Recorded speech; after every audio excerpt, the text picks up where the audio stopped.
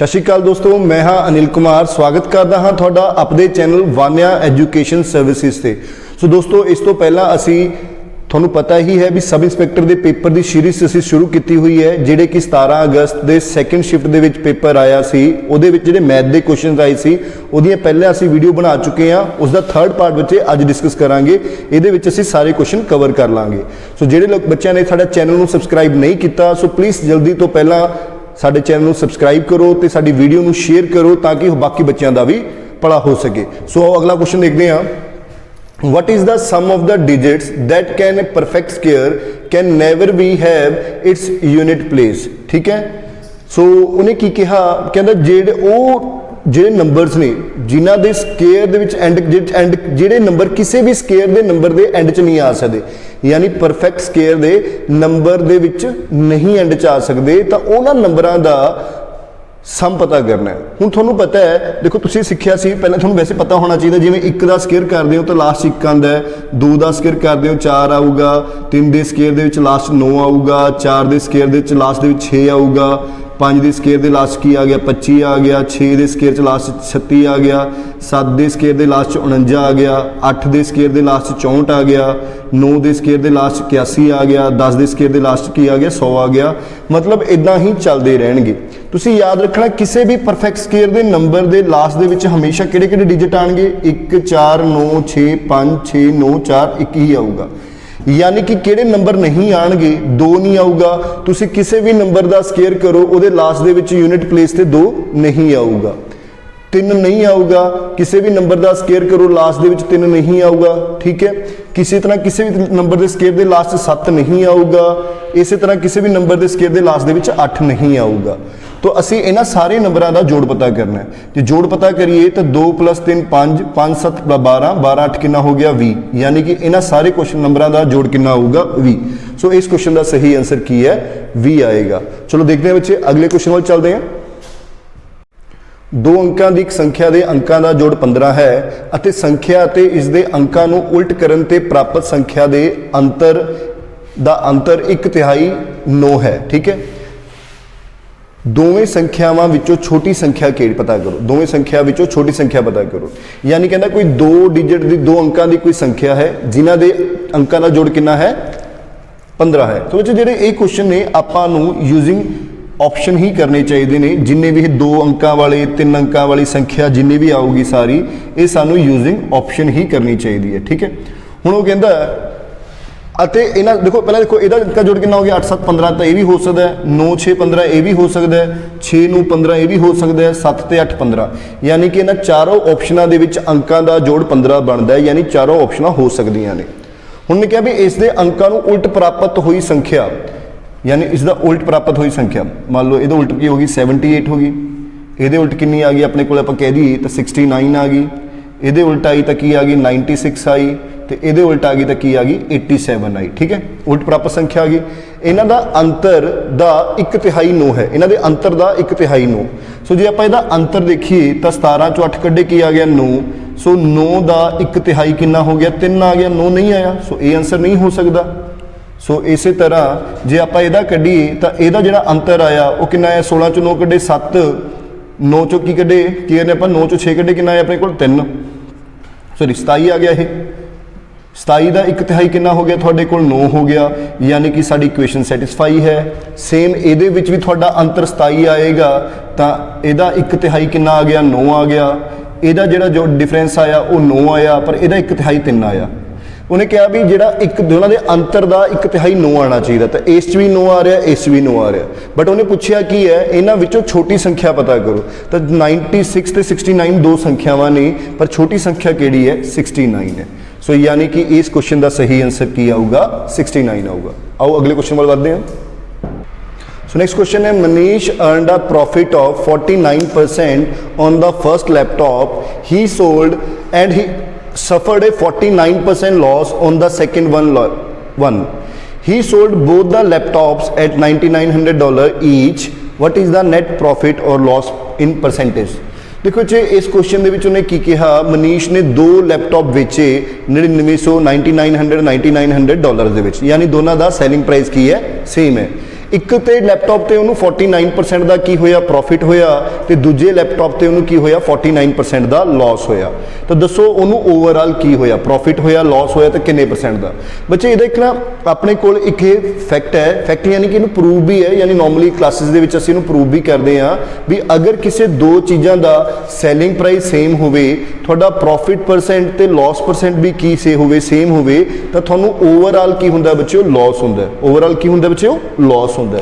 ਉਹ ਦੇਖੋ ਕਹਿਣ ਦਾ ਮਤਲਬ ਕੀ ਹੈ ਵੀ ਜੇ ਤੁਹਾਡਾ ਸੈਲਿੰਗ ਪ੍ਰਾਈਸ ਸੇਮ ਹੈ, ਤੁਹਾਨੂੰ X% ਦਾ ਪ੍ਰੋਫਿਟ ਹੋਇਆ ਤੇ X% ਦਾ ਲਾਸ ਹੋਇਆ ਤਾਂ ਤੁਹਾਨੂੰ ਓਵਰਆਲ ਲਾਸ ਹੁੰਦਾ। ਤੇ ਉਹ ਲਾਸ ਹੁੰਦਾ ਕਿੰਨਾ ਹੈ X² 100% ਹੁੰਦਾ।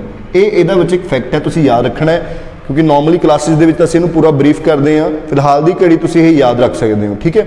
ਹੁਣ ਕਹਿੰਦਾ 49% ਦਾ ਪ੍ਰੋਫਿਟ ਹੋਇਆ, 49% ਦਾ ਲਾਸ ਹੋਇਆ, ਯਾਨੀ X ਦੀ ਵੈਲਿਊ ਤੁਹਾਡੀ ਕੀ ਹੋਗੀ 49 ਹੋਗੀ। ਤਾਂ ਯਾਨੀ ਕਿ ਤੁਹਾਡਾ ਆਨਸਰ ਕੀ ਆਊਗਾ 49² ਦਾ 9 ਦਾ ਸਕੁਅਰ ਅਪੋਨ 100 ਦਾ ਇੰਨੇ ਪਰਸੈਂਟ ਦਾ ਕੀ ਹੋਊਗਾ ਉਹਨੂੰ ਲਾਸ ਹੋਊਗਾ। ਹੁਣ 49 ਦਾ ਸਕੁਅਰ ਦੇਖੀਏ ਤਾਂ 2401 ਹੋ ਗਿਆ ਬਟੇ 100 ਕਰੀਏ ਤਾਂ ਕੀ ਹੋ ਗਿਆ ਇਹ 24.01% ਦਾ ਕੀ ਹੋਇਆ ਲਾਸ ਹੋਇਆ। ਸੋ ਯਾਨੀ ਕਿ ਇਸ ਕੁਐਸਚਨ ਦਾ ਸਹੀ ਆਨਸਰ ਕੀ ਆਊਗਾ, ਉਸ ਨੂੰ 24.01% ਦਾ ਲਾਸ ਹੋਇਆ। 12.5% of a number is 64, what is the number? यानी किसी नंबर का 12.5% है जो वो 64 के बराबर है तो नंबर की होगा। पहली गल तो बच्चे थोड़ा पता होना चाहिए 12.5% है जेड़ा वो 1/8 होंगे, यानी कि तुसीं सॉल्व भी कर सकते हो, नीचे 100 ला के कटिंग करके थोड़े कोले आ जाऊगा। एक नंबर है उसका 12.5 यानी 1/8 कढ़िया, सो वो 64 के बराबर आया। सो नंबर की हो गया थोड़े कोल 64 × 8, यानी कि वो नंबर थोड़े कोल की हो गया 512 हो गया। यानी इस क्वेश्चन का सही आंसर की आऊगा 512। सो अगले क्वेश्चन वाल चलते हैं। So simplified the value of the expression 5 + 5 of 5 / 5 - 13/5। देखो सब तो पहला बोर्ड मास के हिसाब नाल पहला ऑफ सॉल्व होगा, यानी 5 of 5 यानी 5 × 5 डिवाइड का मतलब की होंगे मल्टीप्लाई का साइन पा के उल्टा हो जाऊगा -13/5। सो जे सॉल्व करिए 5 नाल 5 कैंसल हो गया, सो ये आ गया 5 + 5 -13/5। सो ये 5 ते 5 कितने हो गए 10 -13/5। सो तुम सॉल्व करोगे 5 का हा की हो गया 50 ਦੇ ਵਿੱਚੋਂ अगर आप 13 माइनस कर दिए बटे 5, यानी कि थोड़ा आंसर की आ गया 37/5 आ गया। सो इस क्वेश्चन का सही आंसर की आऊगा 37/5 आऊगा, ठीक है बच्चों। सो आओ चलते हैं अगले क्वेश्चन वाल। The simple interest on a sum of money is 32.25 if the number of years is numerically equal to the 1/4 of the square of a rate, then the rate percentage। यानी कि वो कहता है भी जिहड़ा सिंपल इंटरस्ट है वो जिन्ना थोड़ा प्रिंसीपल है उसका 32/25 है, यानी कि जिन्ना थोड़ा प्रिंसीपल है उसका 32/25 की है थोड़ा प्रिंसीपल है।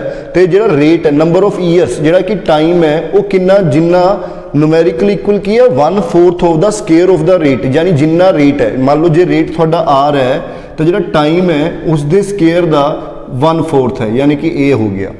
हुण जे आप इत्थों सोचीए मैं मान लेना भी जो मेरा सिंपल इंटरस्ट है वो 25 मान लिया, जे मान लो मेरा सिंपल इंटरस्ट 25 है, सॉरी प्रिंसीपल मेरा 25 है तो 25 नाल 25 कट गया, यानी मेरा सिंपल इंटरस्ट कितना आ गया 32 आ गया। रेट मेरा आर हो गया, सो ए हो गया।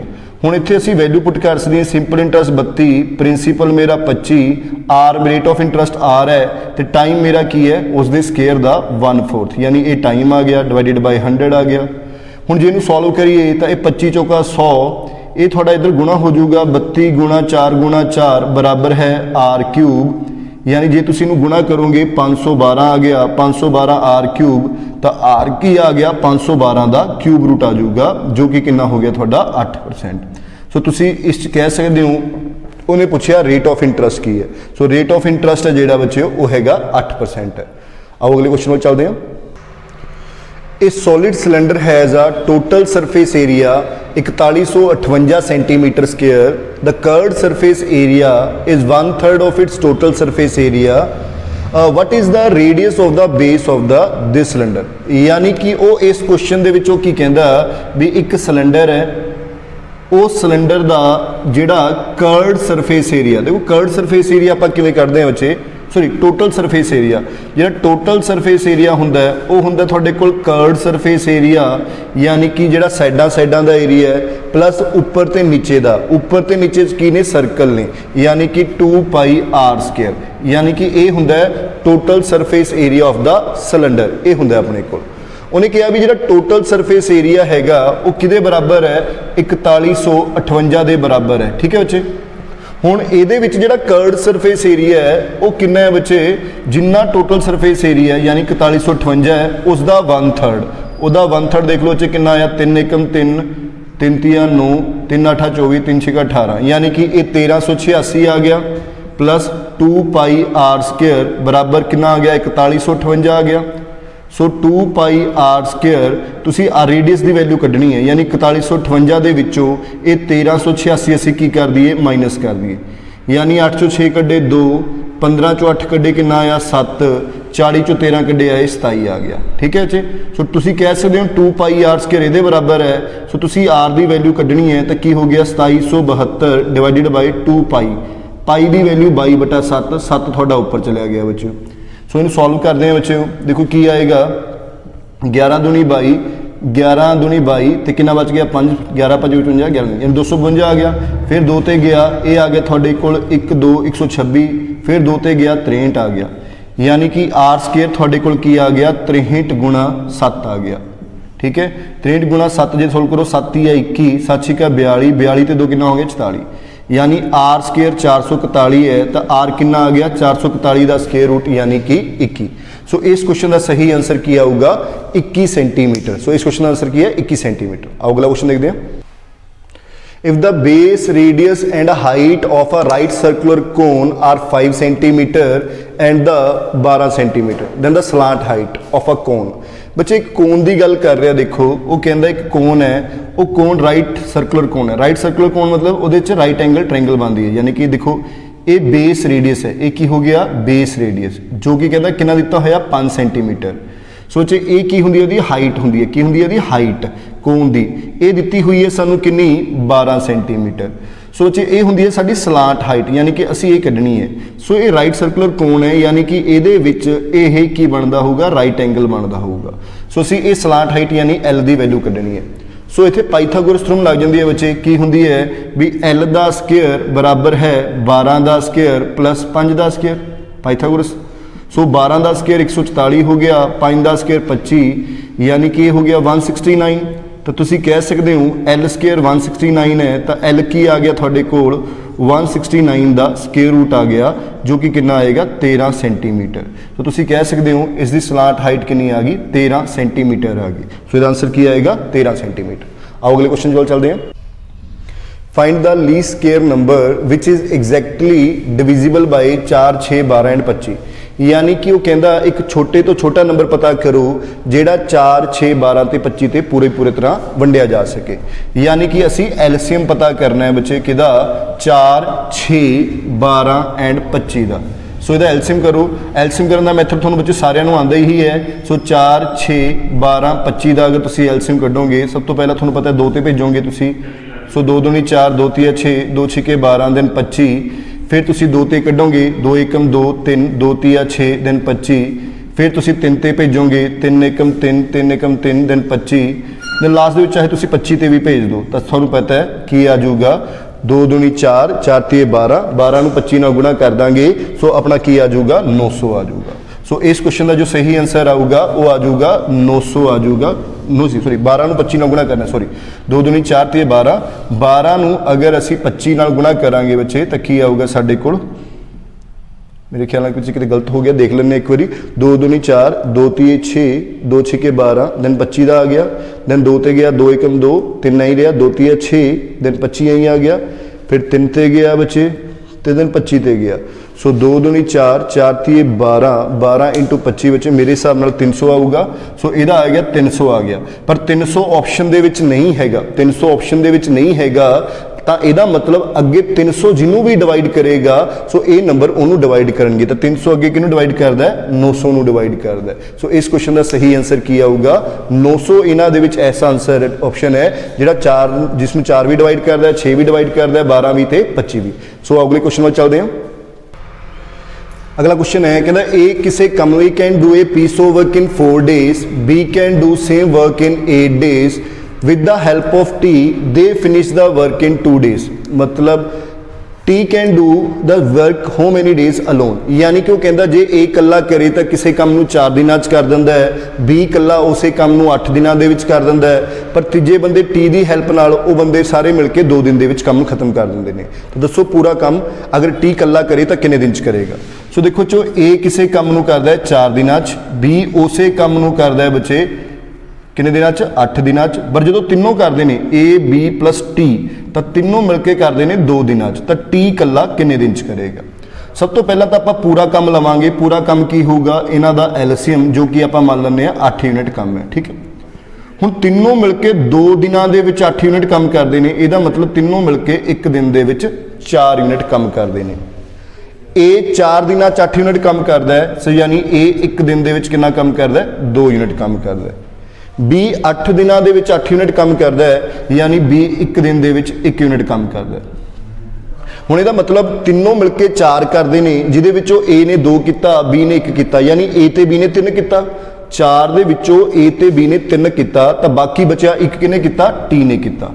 यानी अगर टी एक दिन दे विच 1 यूनिट काम करता है तो पूरा 8 यूनिट काम किन्ने दिन च करूगा टी 8 दिनां च, यानी कि टी कला इस काम नूं किन्ने दिन च करदा है 8 दिनां च करदा है। सो इस क्वेश्चन का सही आंसर की है 8 दिन आएगा। सो दोस्तों अगर तुहानूं ये साडी वीडियो वधिया लगी होवे तो वीडियो नूं लाइक जरूर करो ते अपने दोस्तां दे विच जरूर शेयर करो ते साडे चैनल तो वध सबसक्राइब करावो। और जिहड़े स्टूडेंट्स नूं अगर ये क्वेश्चन समझण च दिक्कत आई है, उन्होंने मैथ्स ते रीजनिंग दा टॉपिक ने जिहड़े वीक लगदे ने, तो साडे कोल साडी नीचे डिस्क्रिप्शन बॉक्स ऐप का लिंक है, उत्थे साडे रिकॉर्डेड कोर्सेस पे ने, उन्होंने मैथ ते रीजनिंग दे वो तुसीं देख सकते हो, परचेज कर सकते हो। साडा फुल कोर्स भी हैगा, और अगर किसी ने लाइव क्लासेस ऑनलाइन या ऑफलाइन क्लासेस भी लगानियां ने तो साडे इस नंबर 9814894729 नंबर ते तुसीं कॉल कर सकते हो, तो कोई भी इन्फॉर्मेशन लेनी होवे तो इस नंबर ते तुसीं लै सकते हो। धन्यवाद।